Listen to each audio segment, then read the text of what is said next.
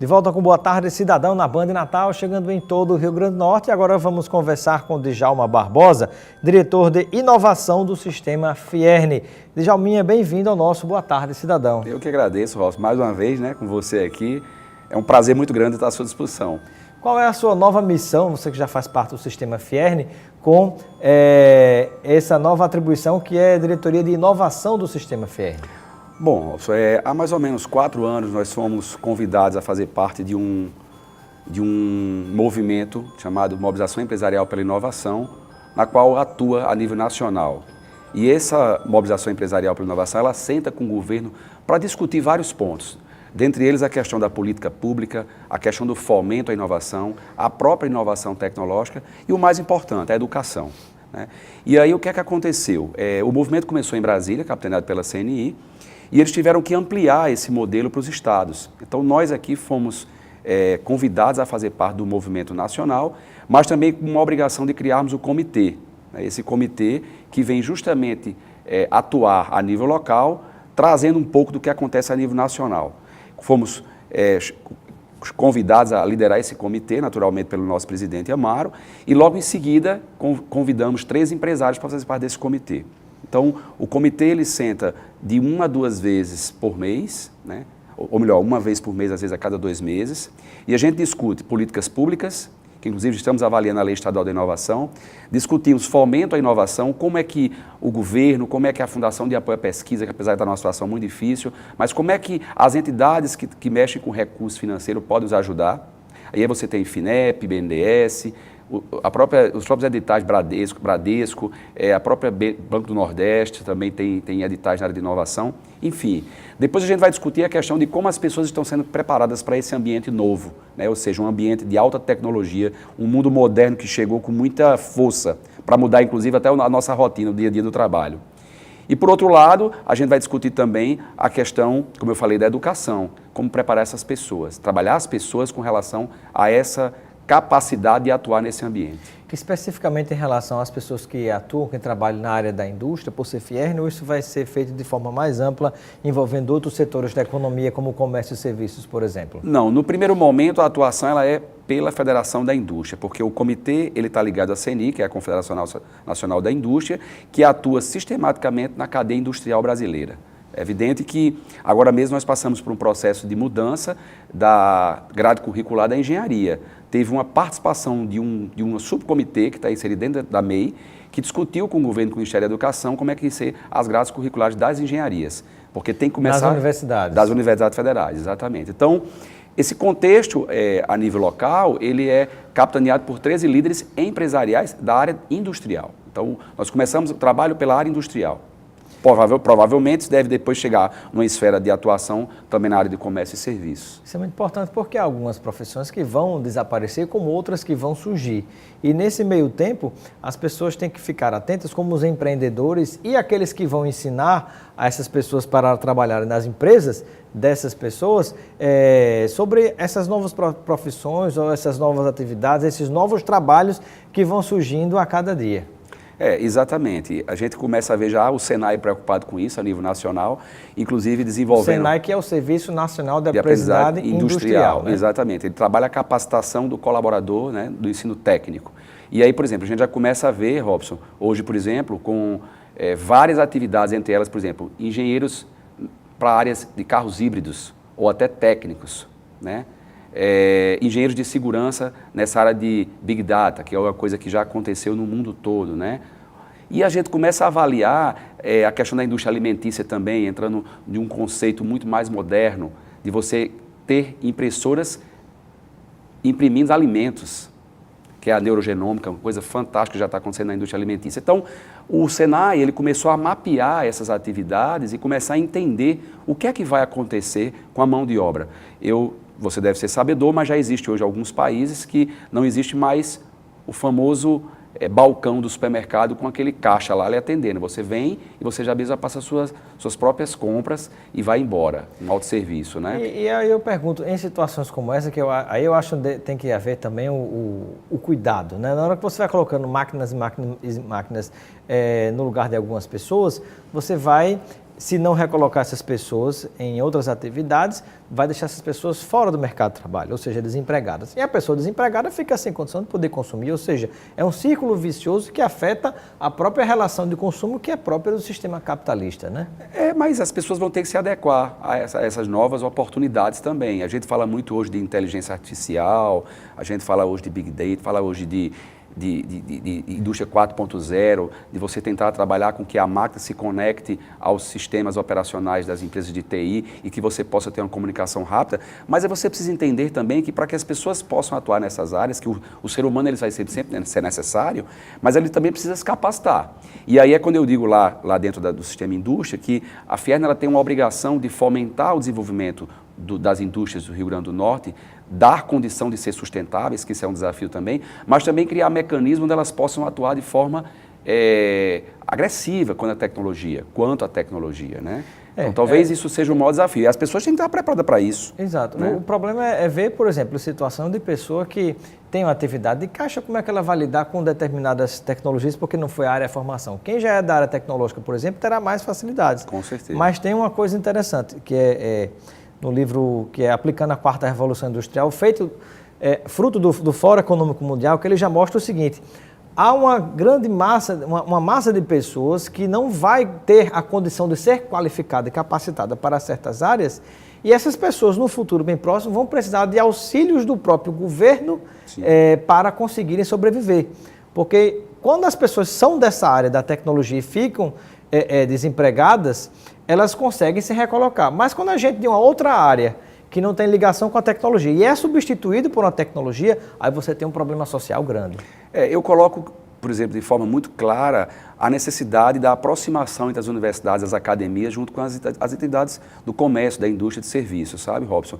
É na universidade que se tem a oportunidade da pesquisa, e essa pesquisa ela precisa ser ampliada. Eu defendo a tese de que a pesquisa tem que ser uma pesquisa aplicada. Né? Então, a partir do momento que as universidades estão preparadas para essa nova demanda da área industrial, da área de comércio ou de serviço, ela vai ter que adequar também as oportunidades de curso que ela vai oferecer para o mercado. É importante que as discussões, quando a gente fala de pesquisa, elas sejam ricas em soluções preparadas para a indústria. Né? E aí, de repente, já pensar em alternativas, até de parcerias, do próprio Instituto Evaldo Lodi, o IEL, né, que é ligado ao sistema Fierna também, e juntamente com a FAPERN, que é a Fundação de Pesquisa do Governo do Estado. Aí você vai para a Universidade Federal, por exemplo, tem a FUNPEC, né, Fundação de Pesquisa e Cultura. Então, acho que conseguindo somar essas instituições com o lado empresarial que está já enxergando as mudanças do mercado, eu acredito que a gente consegue ter uma nova projeção. Né? Eu faço parte hoje do CONECIT, que é o Conselho Nacional de Ciência e Tecnologia do Governo do Estado, representando a Federação da Indústria, e é muito importante, Robson, que o governo ele conseguiu reativar o CONECIT. A última reunião tinha sido em 2013.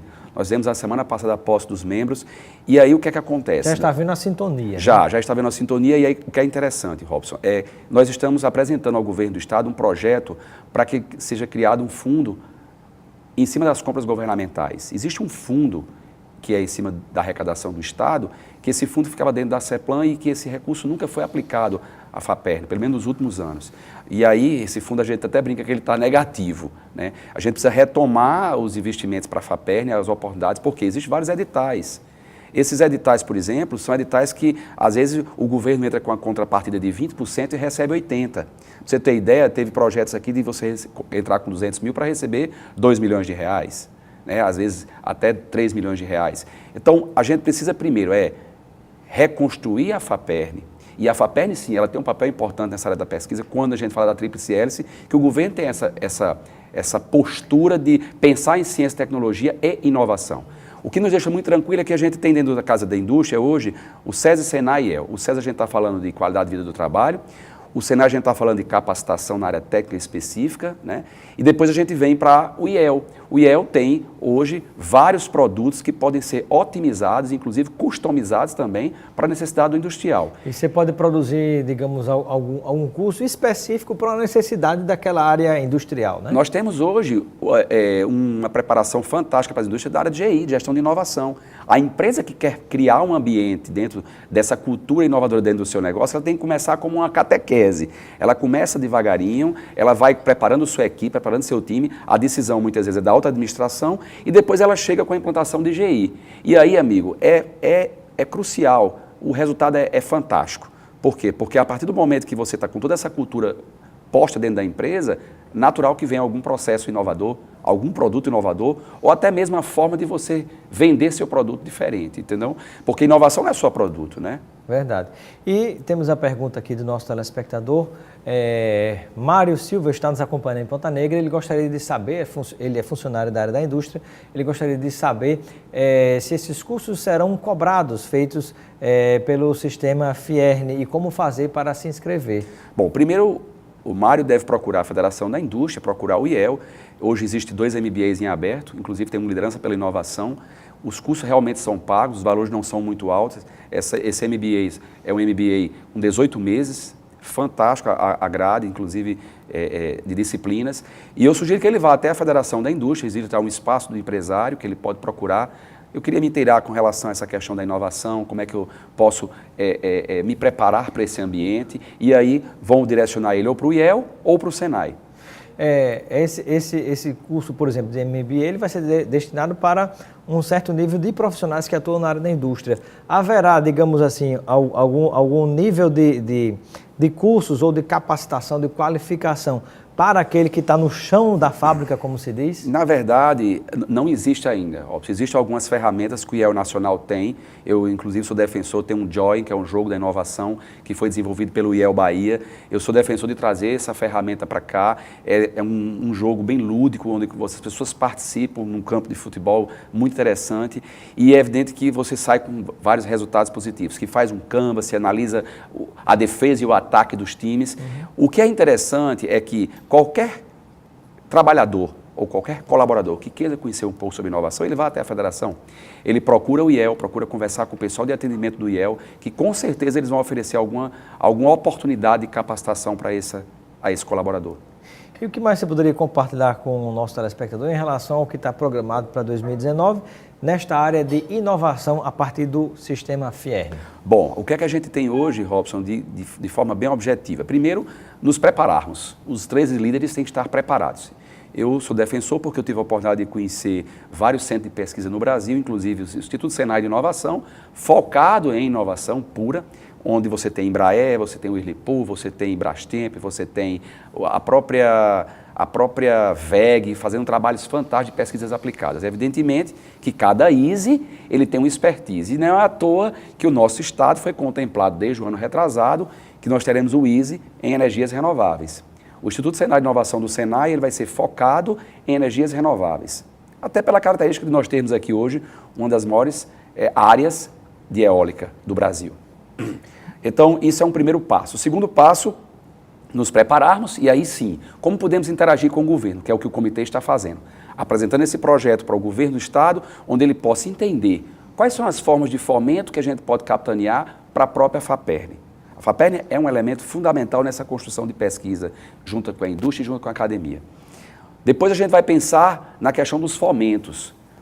Tivemos uma reunião prévia no processo de transição com a GN e existe o InovaCred, que é um recurso pela FINEP, para poder justamente ajudar nos projetos inovadores e aí com taxas subsidiadas. Então esse é um próximo passo, quando a gente fala de fomento, e tentar mostrar aos empresários quais são os editais que existem. E por último, a gente levar o conceito da indústria 4.0 para o micro e pequeno empresário, Robson. Que esse conceito, hoje, o Senai Nacional criou uma ferramenta chamada Indústria Mais Avançada, que você começa com a preparação do Lean Manufacturing, que é uma ferramenta de uma produção enxuta, e depois você sensoria suas linhas para que vocês possam monitorar seu processo produtivo. É uma ferramenta também do Senai Nacional. Então a ideia é que a gente possa começar pelas pessoas e terminar com a inovação pura, onde os empresários sintam de cara o que é que eles podem melhorar em seu processo produtivo. Maravilha. Eu quero agradecer a participação de Djalma Barbosa Filho. Filho é o Júnior? Júnior, né? Eu chamo de Djalminha, não me lembrava do resto do nome. Obrigado pela sua presença no Boa Tarde, Cidadão. Seja sempre bem-vindo e receba um kit de produtos Lucena para você aproveitar com seus amigos e familiares. Obrigado, amigo. Eu agradeço. Divida com o Djalmão. Está em Apudi hoje, amigo. Está em Apudi. Eu agradeço, me coloco à disposição sempre. Quando precisarem do sistema indústria, estaria à disposição. Muito obrigado pela sua presença aqui no Boa Tarde, Cidadão. Continue ligado com a Band Natal. Vem aí o Nordeste Urgente e Luiz Almir. Um grande abraço e até amanhã.